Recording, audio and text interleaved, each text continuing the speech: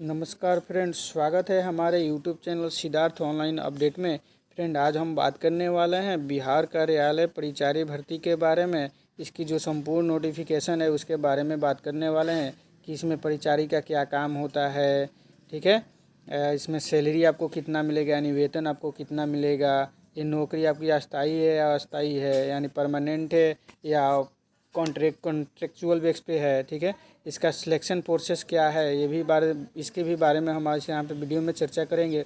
और इसका cut off कितना जाएगा, यानी इसमें अगर आपका एग्ज़ाम होता है, इंट्रेंस एग्ज़ाम होता है या क्या बोलते हैं वो मेरिट बेस पे होता है, इसका कट ऑफ कितना जाएगा, इस सब के बारे में हम इस वीडियो में चर्चा करेंगे। और इसका योग्यता क्या होता है, यानी एलिजिबिलिटी क्या होगी, इस सब के बारे में भी हम डिस्कस करेंगे वीडियो में। इसलिए फ्रेंड, आप वीडियो को लास्ट तक ज़रूर देखें और वीडियो में बने रहें।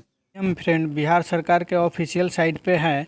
यहाँ पे आप देख सकते हैं कि ऑनलाइन आपका आवेदन लिया जा रहा है। Click registration is mandatory for E filling of the form. ठीक है, यहाँ पे आप क्लिक हियर टू क्लिक कीजिएगा यहाँ पे आपको, तो आप अपना फॉर्म फिलअप कर सकते हैं। ठीक है, और आगे यहाँ पे देखिए फ्रेंड क्या दिखा रहा है आपको, यहाँ पे दिखा रहा है click here to view advertisement and notification. देखने के लिए यहाँ क्लिक करें, यहाँ क्लिक कीजिएगा तो आपके सामने नोटिफिकेशन पेज ओपन हो जाएगा। ठीक है, वहाँ पे अपना नोटिफिकेशन पढ़ सकते हैं अच्छी तरह से।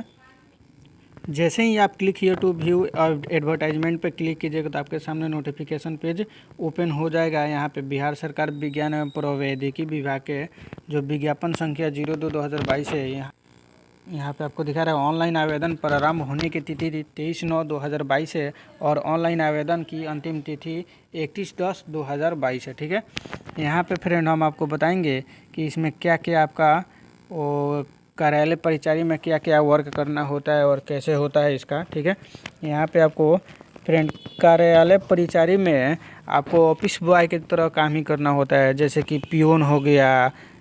ठीक है, या आपका आदेशपाल हो गया, आम भाषा में बोले तो आदेशपाल जो रहता है वो हो गया। उसी सब तरह आपका काम करना होता है, जैसे कि वहाँ का स्टाफ जो बोलेगा कि फाइल को इधर से उधर करना है या चाय लेके आइए, बिस्कुट लेके आइए, यही सब काम करना होता है कार्यालय परिचारी में। यानी आम भाषा में बोले तो आदेशपाल का काम करना होता है। ठीक है, चलिए इसके आगे बातें हैं। इसमें सीटों की संख्या कितनी यहाँ पे आपको पूरा दिखाया हुआ है। यहाँ पे आपको दिखाया हुआ है कि और मैट्रिक पास चाहिए आपका, क्या बोलते हैं पद का नाम हो गया कार्यालय परिचारी हो गया। यहाँ पे आपको कार्यालय परिचारी हो गया, आपका वेतननामा लेवल 1 के तहत मिलेगा, यानी सैलरी आपको लेवल 1 के तरह मिलेगा। यानी आपको वहीं लेवल 1 का सैलरी आप गूगल पे सर्च कीजिएगा तो आपको वहीं 24,000 से स्टार्टिंग रहता है इसका। ठीक है, इसका 24,000 से सैलरी आपको स्टार्टिंग रहता है। इसी में आपको यहाँ पे देखिएगा तो फ्रेंड सीट का क्या क्या है। सीट में आपको जनरल के लिए मेल में 99 है और क्या बोलते हैं फीमेल के लिए 33 को सीट को रखा गया है। यहाँ EWS में 24 को सीट है मेल के लिए और फीमेल के लिए 7 सीट है। लेकिन मेन यहाँ पे पॉइंट है फ्रेंड, देखिए BC2 कैटेगरी के लिए पिछड़ा वर्ग के लिए 0 सीट है। ठीक है, तो आखिर वो आवेदन कहाँ करेगा, जो BC2 का कैंडिडेट है वो आवेदन कहाँ करेगा। वे सारे कैंडिडेट जनरल कैटेगरी में आवेदन कर सकते हैं, क्योंकि उनके सीट में अगर वे आवेदन कर देते हैं BC2 कैटेगरी में तो उनका सिलेक्शन होगा ही नहीं, क्योंकि उसमें एक भी सीट ही नहीं है। इसलिए आप सभी यहाँ पे ध्यान दें फ्रेंड, क्योंकि आपके क्या बोलते हैं कैटेगरी में एक भी सीट नहीं है, इसलिए आप जनरल में आवेदन कीजिए। जनरल में आवेदन कीजिएगा तो आपका 100% सिलेक्शन होगा। ठीक है, और यहाँ पे अब आगे बात करें तो आगे आपका EBC कैटेगरी के लिए है, मेल का 40 गो है, फीमेल का 15 गो है, SC के लिए आपका 65 गो है और फीमेल के लिए 15 गो है। यहाँ पे आपका क्या बोलते हैं अनुसूचित जाति का है, यानी अनुसूचित जनजाति के लिए है 2 गो सीट है और 1 सीट आपका फीमेल के लिए रखा गया है ST के लिए। और यहाँ पे आपका पिछड़ा वर्ग की महिलाएं, यानी जो भी WBC की हैं, यानी वुमेन बैकवर्ड क्लासेज की, उनका 8 को सीट रखा गया है। ठीक है, सीट की तो बात हो गई, इसमें आपको सैलरी की भी बात हो गई कि सैलरी आपका लेवल 1 के तहत मिलेगा, यानी 24,000 से स्टार्टिंग होता है। और इसमें कि ये नहीं है कि पेमेंट आपका नहीं बढ़ेगा, आपका हर साल पेमेंट बढ़ता रहेगा। जैसे कि इस समय आपका वहीं हो गया वो क्या बोलते हैं मिडिल स्कूल हो गया, प्राइमरी स्कूल हो गया या ऑफिस में हो गया, कहीं भी वहाँ पे सबका सैलरी आपका वहीं रहता है 20,000 25,000। हाई स्कूल में चले जाए तो अभी न उन लोगों का सैलरी समथिंग हो गया होगा 40,000 45,000 के करीब में हो गया होगा। ठीक है, आगे चलिए आगे बढ़ते हैं। नौकरी इसका अस्थाई है या अस्थाई है। जॉब की बात करें तो यानी कार्यालय परिचारी की बात करें तो इसका जो नौकरी है ना वो अस्थाई है, यानी एक परमानेंट नौकरी है। ठीक है, ये ना कि कॉन्ट्रेक्चुअल बेस पे परमानेंट है। आपका जो उम्र है 60 साल का, जब तक 60 साल का नहीं हो जाइएगा तब तक आपको यहाँ से रिटायरमेंट नहीं मिलेगा। इसलिए यह क्या जॉब है, परमानेंट जॉब है। ठीक है, आगे बढ़ते हैं। आगे क्या है, इसका सिलेक्शन प्रोसेस क्या है और इसका एजिबिलिटी क्या है। ठीक है, एजिबिलिटी में आपको बात करें तो इसमें यहाँ पे दिया गया है न्यूनतम शैक्षणिक योग्यता, यानी ऑनलाइन आवेदन समर्पित करने की अंतिम तिथि तक अभ्यर्थियों को मान्यता प्राप्त बोर्ड से मैट्रिक अथवा समकक्ष उत्तीर्ण होना अनिवार्य, यानी आपको कम से कम मैट्रिक क्वालिफिकेशन चाहिए। ठीक है, मैट्रिक आपके पास है तो आप इस फॉर्म को फिलअप कर सकते हैं। आगे चलिए आगे क्या देखते हैं। यहाँ पे उम्र सीमा की बात करें तो अभ्यर्थियों के उम्र सीमा की गणना यानी उनका 1 अगस्त 2022 के आधार पर की जाएगी। यानी ठीक है, न्यूनतम आपका उम्र 18 वर्ष रखा गया है और जनरल वालों के लिए अधिकतम उम्र 37 वर्ष है। जनरल वर्ग की महिलाओं के लिए 40 वर्ष है। ठीक है, आगे देखिए आगे क्या क्या दिया गया है। आगे इसमें दिया गया है पिछड़ा वर्ग एवं अति पिछड़ा वर्ग की महिला एवं पुरुष दोनों के लिए अधिकतम वर्ष रखा गया। अनुसूचित जाति अनुसूचित जनजाति पुरुष या महिला के लिए आपका उम्र 42 वर्ष रखा गया है। ठीक है, आगे देखिए आगे क्या है। आप यहाँ पे देख सकते हैं कॉलम नंबर 5 में लिखा हुआ है चयन की प्रक्रिया, यानी सिलेक्शन का प्रोसेस क्या है। यहाँ पे आपको बता रहे हैं हम आपको।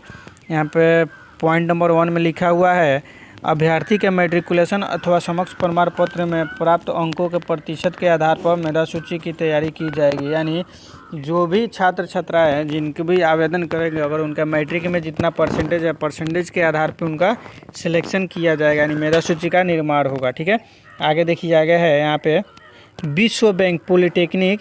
यहाँ पे विश्व बैंक पॉलिटेक्निक सुदृढ़ परियोजना अंतर्गत चतुर्वर्गीय कर्मियों के रूप में नियोजित कर्मियों हेतु विज्ञापन एवं प्रावैधिकी विभाग बिहार पटना के संकल्प संख्या 1412 दिनांकना के अनुसार पूर्व संपादित संतोषप्रद सेवा के लिए 6 माह से ऊपर की कार्यवधि को पूर्ण वर्ष मानते हुए प्रत्येक वर्ष को, यानी जो भी और बिहार पॉलिटेक्निक परियोजना के अंतर्गत चतुर्वर्गीय कर्मी हैं, अगर वो 6 माह कम से कम वर्क वहाँ पे वर्क किए हैं तो उनको 1 साल माना जाएगा। ठीक है, अगर उनका 1 साल मानते हुए 1% यानी उनका पॉइंट में दिया जाएगा, जैसे कि 1 साल को 1% के अनुसार दिया जाएगा, अधिकतम 5% उनको छूट मिलेगा। ठीक है, यहाँ अधिकतम अनुमान 5% का दिया गया है।